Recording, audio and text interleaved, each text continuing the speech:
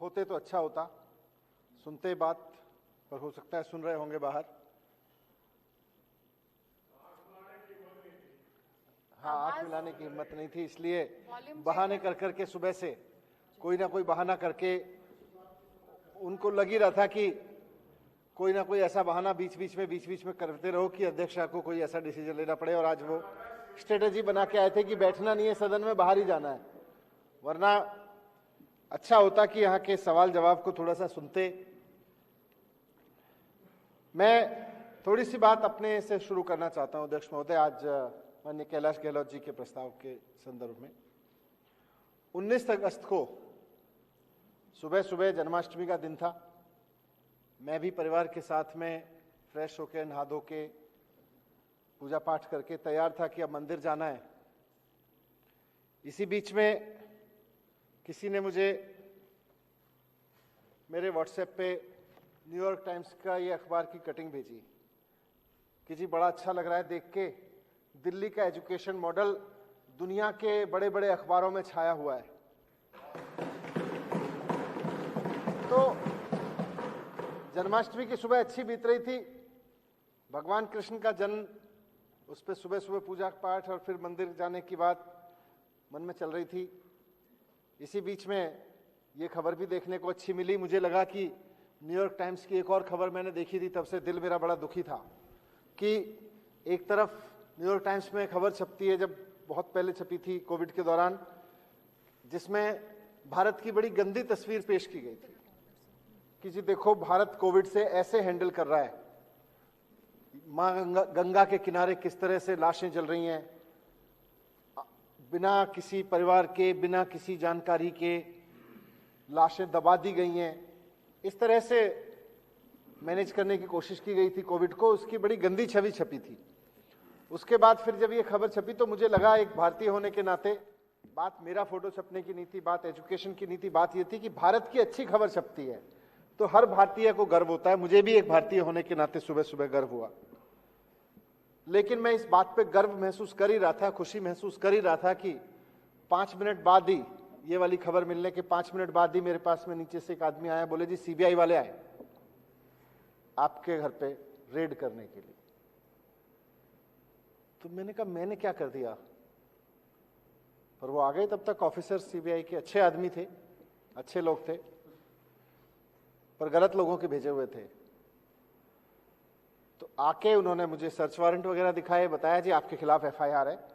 मैंने कहा यार मैंने तो स्कूल ही बनवाए, अभी तो तारीफ ही पढ़ रहा था कि अच्छे स्कूल हो रखे हैं।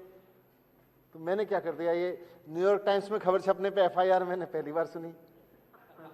गलती तो वैसी यही थी कि इतना अच्छा काम कर दिया कि देश और दुनिया में तारीफ होने लगी दिल्ली की, दिल्ली के काम की, केजरीवाल जी के काम की। लेकिन फिर भी वो एफआईआर भी पढ़ी मैंने, पूरी तरह से फर्जी एफआईआर। सोर्सेज ये कह रहे हैं शायद दुनिया की किसी इन्वेस्टिंग एजेंसी द्वारा,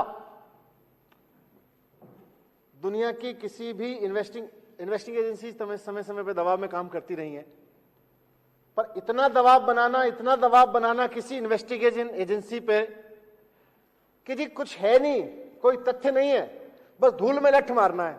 हमारे यहाँ कहावत है धूल में लठ मारो तो थोड़ी धूल उड़ी जाती है। तो धूल में लठ चलाना है तो लिख दो सोर्स, धूल में लठ चलाना है तो लिख दो सोर्स। मतलब उसमें 4-5 एलिगेशन, सब पे सोर्स, सब जगह हमारे सूत्र कह रहे हैं। ये सूत्रों के हवाले से तो पहली एफआईआर देख रहा था मैं भी पत्रकारिता में रहा हूं, सोशल सर्किल में हूं, सरकार में हूं, थोड़ा बहुत कानूनी जानकारियां पढ़ता रहा हूं। पहली बार देखा कि मैंने कोई सूत्रों के हवाले से एफआईआर दर्ज की गई हो किसी मंत्री के, किसी आदमी के खिलाफ। क्राइम होता है तो क्राइम बताया जाता है, भाई आपके ऊपर ये आरोप है, आपने ये मर्डर किया, आपके ऊपर आरोप है आपने ये यहां से ये बोतल चुराई, आपने ये पेन चुराया, कुछ भी आरोप हो सकता है, पर आरोप है। सूत्रों के हवाले से आरोप है कि आपने पेन चुराया, सूत्रों के हवाले से आरोप है कि आपने एक बोतल चुराई। इस तरह के आरोपों की एक एफआईआर। बहरहाल अतिथि देवो भव, मैंने उनका धन्यवाद करते हुए, बिन बुलाए मेहमानों का स्वागत करते हुए मैंने कहा भाई कर लो सर्च, मेरे घर में तो कुछ है नहीं, मैं तो डरता नहीं। उन्होंने घर का कोना कोना छाना, चारों तरफ वो देखे उन्होंने, बेडरूम से लेके तकिया, गद्दे, चादर, बेड, मेरे बच्चों के कपड़े, परिवार के कपड़े, मेरे कपड़े, सब जगह घूमे वो, सब जगह छान छान के देखा कि क्या है, कहीं कुछ नहीं मिला। पूरा घर छान मारा, दीवारें सब देख के, अलमीरा के पीछे आगे सब देख के, कहीं लकड़ी के पीछे तो कुछ नहीं कर रखा है, उनका काम है, सब देखा, कुछ नहीं मिला। 14 घंटे तक इन्होंने रेड कराई मेरे घर में, लेकिन इनको एक पैसे की बेईमानी का कोई सबूत नहीं मिला। ये आज मैं कह रहा हूं, एक पैसे की बेईमानी का सबूत नहीं मिला। ढूंढते रहे, फोन पे इंस्ट्रक्शन लेते रहे, ढूंढते रहे, कहीं कुछ नहीं मिला। फिर अंत पंत में कुछ सरकारी फाइलों के कागज रखे थे, सरकारी फाइलों के, वो सरकारी फाइलों से भी मेरे दफ्तर में भी रेड की। उसी समय जन्माष्टमी के दिन सचिवालय बंद था, वहां भी रेड की, वहां से भी वो फाइलें उठा के ले गए। एक आध फाइल मेरे घर पे रखी थी, उसको ले गए। फिर बोले जी आपका कंप्यूटर भी ले जाएंगे, फिर बोला आपका फोन भी ले जाएंगे, फिर बोले जी आपका फोन ब्लॉक भी करेंगे, आप यूज मत करना इसको। तो एनीवे अभी मैं तो, मेरा फोन भी नहीं है मेरे पास में, वो फोन नंबर भी नहीं है, व्हाट्सएप भी नहीं है, तो वो ले गए। तो मैं ये आज इस सदन के समक्ष में अपनी ये रेड वाली कहानी बताने नहीं आया, उससे ज्यादा गंभीर मुद्दा है। मनीष सिसोदिया के यहाँ रेड कर लो, एक बार नहीं 100 बार कर लो, पहले भी की थी, कुछ नहीं निकला, और आज भी कह रहा हूं इस सदन में बहुत जिम्मेदारी के साथ, 1000 और रेड कर लोगे, कुछ नहीं निकलेगा मेरे खिलाफ। ईमानदारी से काम करता आया हूं, एक पैसे की बेईमानी नहीं की। ये जरूर है कि सुबह उठ के स्कूलों में चला जाता था, स्कूल बनवाए हैं, टीचर्स के साथ, बच्चों के साथ बैठ के दिल्ली में पढ़ाई का माहौल बनाया है, अरविंद केजरीवाल जी से मार्गदर्शन ले लेके कि एजुकेशन कैसे आगे बढ़ाई जाए, दिल्ली की एजुकेशन को आगे बढ़ाने का काम जरूर किया है। वो अगर गुनाह है तो उसकी सजा जो भी होगी मैं भुगतने को तैयार हूं। एक पैसे की बेईमानी मैंने नहीं की है, मैं बहुत जिम्मेदारी से कह रहा हूं। और फर्जी एफआईआर है, टोटल धूल में लठ चला रहे हैं बिल्कुल। 2000, अब ये जो दुनिया, असली वजह तो ये है कि ये जो दुनिया भर में तारीफ हो रही है ना, ये इन लोगों से सहन नहीं हो रही। बहुत छोटी सोच है इनकी, बहुत घटिया सोच है। अभी तक यही होता है 75 साल में कि कहीं कोई आदमी, कोई मंत्री, कोई अफसर काम करना शुरू करे और उसके खिलाफ सीबीआई लेके खड़े हो जाओ, डंडे लेके खड़े हो जाओ, उसके खिलाफ ऐसी टुच्ची पॉलिटिक्स करने लगो, घटिया सोच दिखाने लगो। ये लोग कर रहे हैं। अब आज अगर तारीफ हो रही है तो ये भी अच्छा काम कर लेते, इनकी इतनी सारी सरकारें। और मैं पिछले 7 साल के एक्सपीरियंस के आधार पर कहता हूं कि एक सीरियल किलर की तरह चुनी हुई सरकारों को मारने में जितनी ऊर्जा और जितनी मेहनत तुम लगाते हो, उससे कम मेहनत में स्कूल बन जाते हैं। एक सीरियल किलर की तरह जितनी मेहनत तुम चुनी हुई सरकारों का मर्डर करने में लगाते हो, जनता सरकार चुनती है, बड़ी उम्मीद से देखती है, भाई अब हमने बहुमत देके सरकार चुन दी, अब हमारा काम करेगी, तब तक पता चलता है सीरियल किलर आ गया। वो फिल्मों में नहीं होता है सीरियल किलर एक के बाद एक के बाद, तो वैसे करते हैं। जितनी मेहनत इसमें लगाते हो उससे कम मेहनत में अस्पताल बन जाते हैं, उससे कम मेहनत में लोगों का इलाज हो जाता है, उससे कम मेहनत में बच्चे पढ़ जाते हैं। पर उधर तो ध्यान ही नहीं है। ध्यान यह है कि सरकारें कैसे गिराई जाएं, चुनी हुई सरकारें कैसे गिराई जाएं। आज अगर अरविंद केजरीवाल जी की दुनिया में तारीफ हो रही है, उनकी सरकार की काम की दुनिया में तारीफ हो रही है, तो फर्जी नहीं हो रही तुम्हारी एफआईआर की तरह। एफआईआर फर्जी है, तारीफ सच्ची है। जो अरविंद केजरीवाल जी के काम की तारीफ हो रही है सारी दुनिया में, वो सच्ची हो रही है। एफआईआर फर्जी करते हो। 2015 में सारे साथी जानते हैं, वो भी जानते हैं जो उठ के चले गए अब यहां से, जिनको आपने पूरे सुबह से लगे हुए थे कि उठ किसी तरह से आप भगाएं उनको। 2015 से दिल्ली जानती है, आज मेरी बात अगर सुन रहे होंगे बाहर लोग, जानते हैं दिल्ली के लोग, दिल्ली में स्कूल नहीं हुआ करते थे, टेंट वाले स्कूल हुआ करते थे, खड्डे वाले स्कूल हुआ करते थे, 3 टप्पर वाले स्कूल हुआ करते थे, स्कूलों के नाम नहीं थे, स्कूल बिल्डिंग नहीं हुआ करती थी।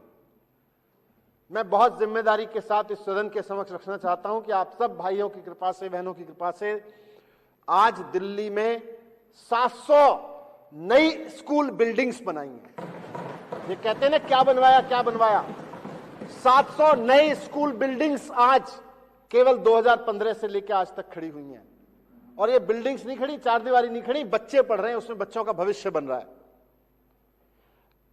आज टेंट वाले स्कूल को वो लोग कहते हैं वो स्कूल जहां से एक झुग्गी वाले का बच्चा IIT में चला गया, वो वाला स्कूल, स्विमिंग पूल वाला स्कूल, लैब वाला स्कूल, रोबोट वाला स्कूल, ऐसे स्कूल के नाम से जानते हैं।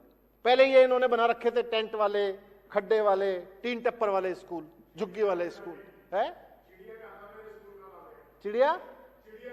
चिड़ियाघर, यही सब नाम थे स्कूलों के। आज IIT वाला, आज स्कूल जानते हैं, निकालते हैं कि जी वो 32 लड़कियां जहां से सीधे एम्स में गई हैं, उसमें मेडिकल में गई हैं, वो वाला स्कूल।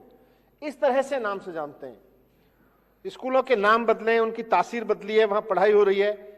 जैसा मैंने कहा 700 नए स्कूल बनवाए, 19,000 नए टीचर्स भर्ती किए हैं इस दौरान। 19,000 टीचर्स नहीं थे, और रिजल्ट भी बढ़े, बच्चों का कॉन्फिडेंस भी बढ़ा है, बच्चों ने शानदार उपलब्धियां हासिल की हैं, पूरे देश में नाम हो रहा है बच्चों का। लेकिन इसके जवाब में मोदी जी क्या कर रहे हैं?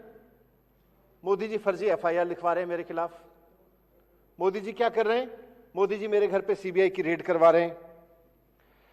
मैं सोचता हूं कई बार कि अगर आज अरविंद केजरीवाल देश के प्रधानमंत्री होते और मैं मनीष सिसोदिया किसी और पार्टी की तरफ से किसी जगह शिक्षा मंत्री होकर अच्छा काम कर रहा होता, तो आज मैं बहुत दावे के साथ कह सकता हूं कि अरविंद केजरीवाल जी ऐसी घटिया हरकत नहीं करते। अरविंद केजरीवाल जी ऐसी छोटी सोच नहीं रखते कि दूसरी पार्टी का शिक्षा मंत्री कुछ अच्छा कर रहा है तो उसको घर में फर्जी FIR करा के CBI की रेड डलवा दो। अरविंद केजरीवाल जी गले लगाते, प्रोत्साहन देते, सराहना करते, अच्छा काम हो रहा है, और पिछले 7 साल में किया है। मोदी जी ने भी कोई ढंग का काम किया है, अरविंद केजरीवाल जी साथ जाके खड़े हुए हैं, और मोदी जी ने साथ जी नहीं खड़े किया तो अकेले दम पे उसको शुरू कर दिया है। वो चाहे योगा हो, साफ सफाई का मसला हो, कुछ ही चीज का मसला हो। तो एक तरफ अरविंद केजरीवाल जी हैं, उनको कुछ अच्छा काम करते हुए कोई दिखता है तो प्रोत्साहन देते हैं, अच्छा करते हैं, बोले हम भी कर लेते हैं, अच्छा है, मिलके कर लेते हैं, मिलके भी नहीं करते होंगे तो चलो साथ में कर लेते हैं, हम भी कर लेते हैं, आप भी कर लेते हो, कुल मिला के काम तो देश का ही हो रहा है। इसलिए मैंने कहा कि अगर आज अरविंद केजरीवाल जी प्रधानमंत्री होते देश के और मैं किसी दूसरी पार्टी का शिक्षा मंत्री किसी राज्य में होता, तो यकीनन अरविंद केजरीवाल जी बुला के गले लगाते, प्यार से बिठाते, पूछते कैसे कर रहे हो, बोलते कि हमें भी और राज्यों में भी करना है, हमारी कई राज्यों में सरकार है, केंद्र में भी करना है, ये करते अरविंद केजरीवाल जी। मोदी जी क्या कर रहे हैं? मोदी जी फर्जी FIR लिखवा रहे हैं, फर्जी पे FIR लिखे जा रहे हैं। कहीं भी कोई अच्छा काम करे उनको इनसिक्योरिटी होने लगती है। इतना असुरक्षित व्यक्ति मैंने पहली बार देखा है कि सामने वाला कोई अच्छा काम करे तुरंत आदमी इनसिक्योर होने लगता, कहीं ऐसा तो नहीं है मेरी जगह ले लेगा, कहीं ऐसा तो नहीं है लोग मेरी जगह पूछने लगेंगे इसको। अरे अच्छा काम करो, उससे ज्यादा करो, उससे भी समझ के करो, उससे सोच समझ के करो। ये जो हरकत है ना कि कोई अच्छा काम करे उसको रोक दो, CBI भेज दो, ED भेज दो, उसकी सरकार गिरा दो, ये देश के प्रधानमंत्री की बहुत घटिया सोच को प्रदर्शित करती है। ये बताती है कि हमारे प्रधानमंत्री जी की सोच कितनी छोटी है। और ऐसी घटिया सोच की वजह से ही आज एक देश के रूप में आजादी के 75 साल बाद भी हम हेल्थ में और एजुकेशन में पिछड़े हुए हैं, बहुत बुरी तरह से पिछड़े हुए हैं। ये शर्म की बात है। अगर हमारे नेताओं की ये घटिया सोच नहीं होती, हमारे नेता इस घटिया सोच से ऊपर उठ गए होते कि भाई पार्टी कोई भी हो, अच्छा काम जो नेता कर रहा है उसको बढ़ाओ और उससे सीख के हमारी पार्टी वाले भी वो करें, वो नहीं करेंगे। मैं देख रहा था कि मैं तो एजुकेशन पे काम करता रहा हूं, आज एजुकेशन में देश में, मतलब हमारे देश का हम देखें तो आजादी के 75 साल बाद भी हमारे देश की एजुकेशन की हालत यह है, हम जो भी बड़े बड़े दावे कर लें, पूरे देश में एक बच्चे को औसतन 6 साल की एजुकेशन मिलती है। औसतन अगर सारी एजुकेशन जितनी बच्चों को मिल रही है, किसी को 10 साल, किसी को 15 साल, किसी को 20 साल और किसी को नहीं मिल रही, इन सबका अगर औसत आप निकालोगे तो आज भारत के बच्चे को मिलने वाली औसत एजुकेशन 6 साल की औसत एजुकेशन है। बांग्लादेश को देखोगे वहां भी 6 साल की औसत एजुकेशन है। एक बच्चे की। हम पाकिस्तान से थोड़ा सा आगे हैं, वहां 5 साल है। इस बात पे हम खुश हो सकते हैं अगर कोई खुश होना चाहे, लेकिन अगर आप दुनिया के देशों को देखोगे, यूएस में 13 साल है। यूएस की सरकारें, वहां के नेताओं ने व्यवस्था कर ली कि वहां वो अपने बच्चों को इतनी शानदार एजुकेशन की व्यवस्था करते हैं कि हर बच्चे को औसतन 13 साल एजुकेशन मिलती है। ब्रिटेन में भी यही है, जापान में भी यही है, 13-13 साल उन्होंने मेंटेन की हुई है। हम 6 साल पे खड़े हैं। जर्मनी में 14 साल कर रखी है। यहां तक कि साउथ अफ्रीका, जिसको अंग्रेजों ने वैसे ही लूटा जैसे हमारे देश को लूटा, वहां भी 10 साल है औसत एजुकेशन। हम अपने बच्चों को एवरेज 6 साल एजुकेशन दे रहे हैं।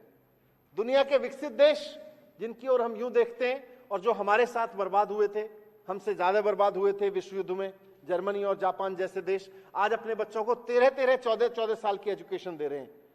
मुझे पूरा यकीन है, अगर इतिहास उठा के देखेंगे तो हो सकता है उनके यहां इतनी घटिया सोच के नेता नहीं हुए होंगे जैसे हमारे यहां बैठते हैं कि अगर कोई अच्छा काम करता हो अपने ही देश में, अपने ही बच्चों को कोई अच्छा एजुकेशन दे रहा हो, तो उसको सीबीआई में भेज दो। तो ये इन लोगों ने 75 साल में बुरा हाल किया है। आज हम उसको दिल्ली में ठीक करने की कोशिश कर रहे हैं। दिल्ली में टेंट वाले स्कूलों को, खड्डे वाले स्कूलों को, टीन टप्पर वाले स्कूलों को, चिड़ियाघर को उन्होंने बताया नाम जिनके पढ़े हुए थे, उनको हमने अच्छे स्कूलों में बदला है। वहां अच्छी पढ़ाई हो रही है। वहां एक रिक्शे वाला का बच्चा जो उसको अपनी एजुकेशन नहीं मिली, कहीं बिहार, छत्तीसगढ़, उत्तर प्रदेश, कहीं देश के किसी कोने से आया और दिल्ली में आया, आज उस रिक्शे वाले के बच्चे को भी इतनी शानदार एजुकेशन मिल रही है और इतनी बढ़िया वहां पे सारी व्यवस्थाएं मिल रही हैं कि वो भी बिना महंगी महंगी ट्यूशन लिए आज आईआईटी में जा रहा है। मैं द्वारका में गया, द्वारका में मुझे एक व्यक्ति मिला, बोला, रोने लगा, बोला मैं प्रेस करता हूं द्वारका की सोसाइटी में, कहीं किसकी विधानसभा, गुलाब सिंह जी की होगी, विनय भाई बैठे थे कहीं, विनय जी की होगी, हाँ, वहां पे वो बता रहे कि मैं प्रेस करता हूं अपार्टमेंट में सीढ़ियों के नीचे ठिया लगा के। उसका बच्चा आज सरकारी स्कूल से पढ़ के मुंबई में आईआईटी में एरोनॉटिक्स इंजीनियरिंग की पढ़ाई कर रहा है। ये हमने किया। आज मेरी विधानसभा में खिचड़ीपुर में रहने वाली, खिचड़ीपुर की झुग्गी में रहने वाली एक महिला मेड इस बात को लेके खुश है कि उसकी बच्ची पढ़ाई करके दिल्ली के सरकारी स्कूलों में पिछले 4-5 साल में अच्छी पढ़ाई मिल गई, नीट का एग्जाम करके आज एमबीबीएस कर रही है, डॉक्टर बनी है। इस बात से खुश है, जनता खुश है, इनके पेट में दर्द हो रहा है।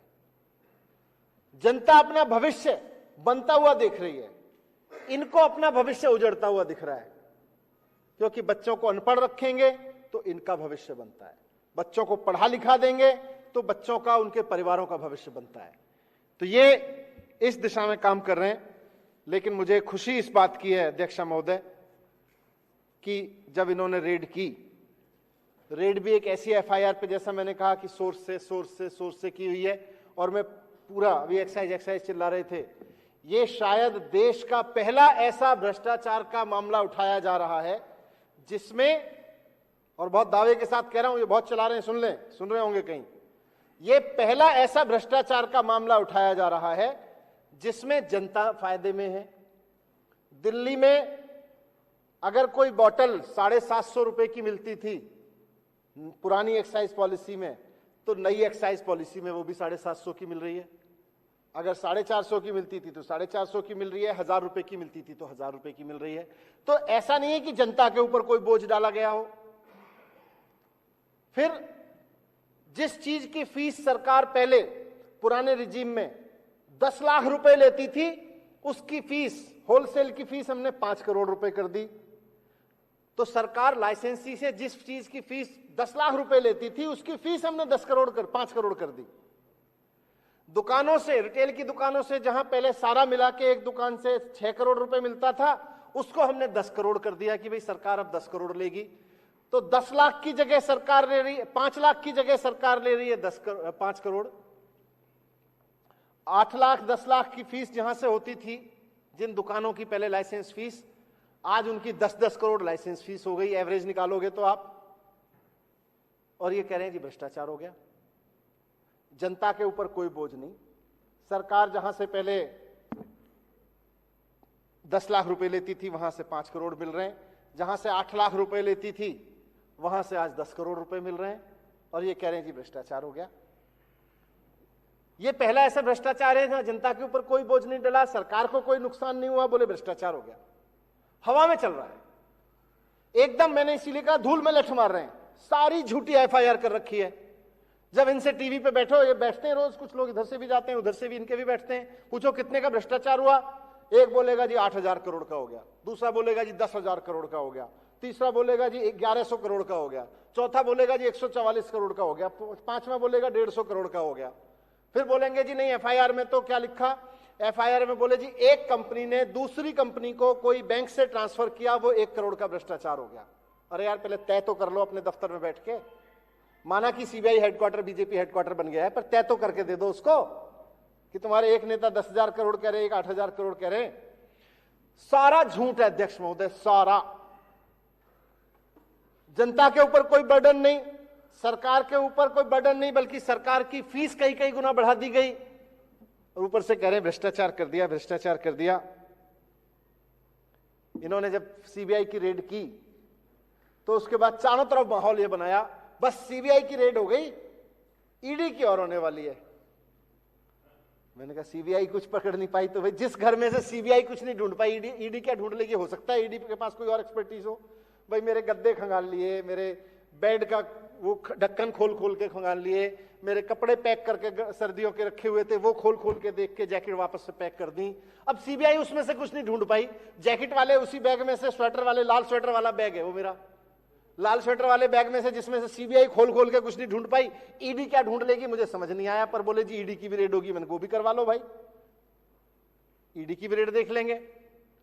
अब ये सीबीआई की रेड और ईडी की रेड का इन्होंने इतना प्रेशर बना दिया, इतना चारों तरफ से कि बस सीबीआई तो हो गई, अभी ईडी होगी। फिर एक आदमी मेरे पास मैसेज लेके आया, बोला देखो ये सीबीआई रेड और ईडी की रेड में ना अब तुम्हें फंसाने वाले हैं। मैंने कहा फंसा तो दिया ही, फर्जी फंसा रहे हैं मुझे पता है, पर शुरू तो करी दी।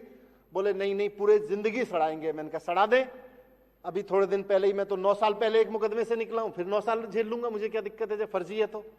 बोले नहीं नहीं जानते नहीं हो तुम इनको, बहुत खतरनाक लोग हैं। बोले इनको इस तरह से मत लड़ो, ये केजरीवाल जी का साथ छोड़ के इधर बीजेपी में शामिल हो जाओ, सारे सीबीआई और ईडी तुरंत बंद हो जाएंगे, सारे केस खत्म हो जाएंगे। मैंने कहा मैं तो पहले ही कह रहा था केस फर्जी है। भ्रष्टाचार के केस ऐसे थोड़ी बंद होते हैं, ये तो फर्जी केस ऐसे बंद होते हैं। मैंने कहा मैं क्यों चला जाऊं भाई, जब मैंने कोई गलती नहीं की, मैंने तो कोई भ्रष्टाचार किया नहीं। आज नहीं तो कल अदालत में थोड़ा समय लग सकता है, लेकिन मुझे इस देश की अदालतों पे भरोसा है, न्याय करेंगी। तुम लोग जितना भी सीबीआई का दुरुपयोग कर लो, ईडी का दुरुपयोग कर लो फिर, पहले भी करते थे फिर कर लो, पर मैं तो कोर्ट से छूट जाऊंगा। इसके लिए मुझे केजरीवाल जी का साथ छोड़ने की क्या जरूरत है? मुझे जरूरत ही नहीं है, मैंने कुछ गलती नहीं किया। तो बोले नहीं नहीं आप समझो इस बात को मनीष भाई, सीबीआई और ईडी की रेड तो खत्म कराने की बात है ही है, हमें भी पता है ईमानदार हो छूट जाओगे, लेकिन देखो मौका है, एक बार बात कर लो विधायक साथियों से, देख लो कितने विधायक हैं आपके साथ, मुख्यमंत्री बनवा देंगे। बोले जी कितने तोड़ सकते हो? मैंने कहा पहले तो मुझे खुद को तोड़ना पड़ेगा, मैं खुद टूटने को तैयार नहीं हूं, मैं अपने साथियों के बारे में क्या कहूं? जो खुद टूटने को तैयार नहीं है वो दूसरों को क्यों तोड़ेगा?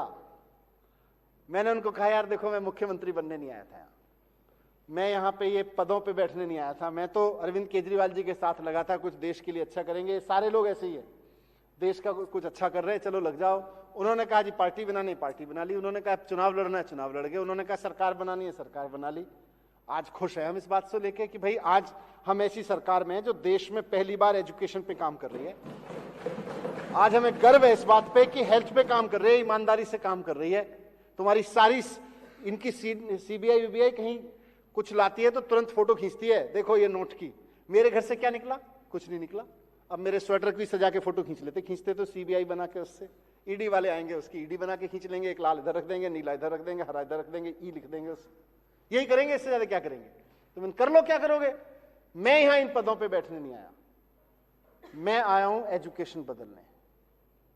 मैं आया हूं कि इस देश के हर बच्चे को, मैं आया हूं यहां पे एक सपना लेके। अध्यक्ष महोदय, बात मैं रखना चाहता हूं सदन में।